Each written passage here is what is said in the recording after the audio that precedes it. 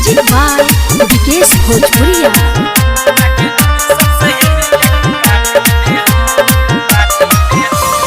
कैसे बताई सखी सैया के लीला, राइट सामान मोर कइले न ढीला।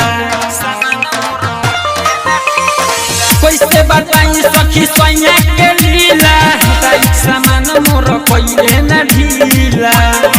किलो तनी मुका मारी हम छाती में हो, कि सैया सुतेल ना घरे कभो राती में हो, जाके नाचे सबसे हेलिया के पार्टी में हो। सैया सुतेल ना घरे कभो राती में हो, जाके नाचे सबसे हेलिया के पार्टी में हो।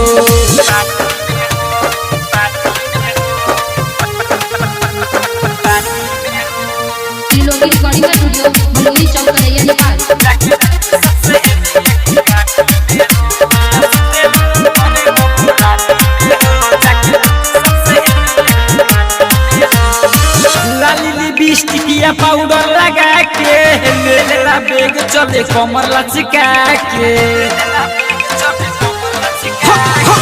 लाली लिपस्टिकिया पाउडर लगा के लेला बेग चले कमर लचका के।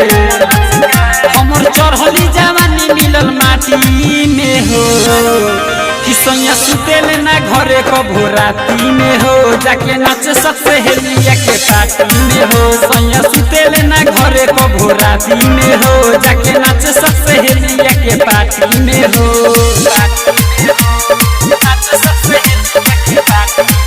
म्यूजिक बाय विकेश भोजपुरिया।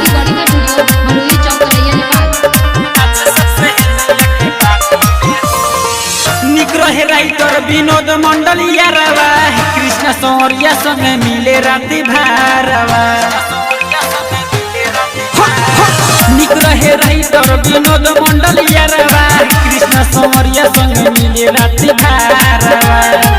देखी राकेश मुस्ता के बारे साथे में हो, कि सैया सुतेल ना घरे कभो राती में हो, जाके नाचे सबसे हेलिया के पार्टी में हो। सैया सुतेल ना घरे कभो राती में हो, जाके नाचे सबसे हेलिया के पार्टी में हो।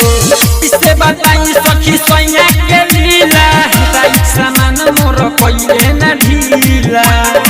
किलो तनी मुका मारी हम छाती में हो, कि सैया सुतेल ना घरे कभो राती में हो, जाके नाचे सबसे हेलिया के पार्टी में हो। सैया सुतेल ना घरे कभो राती में हो, जाके नाचे सबसे हेलिया के पार्टी में हो।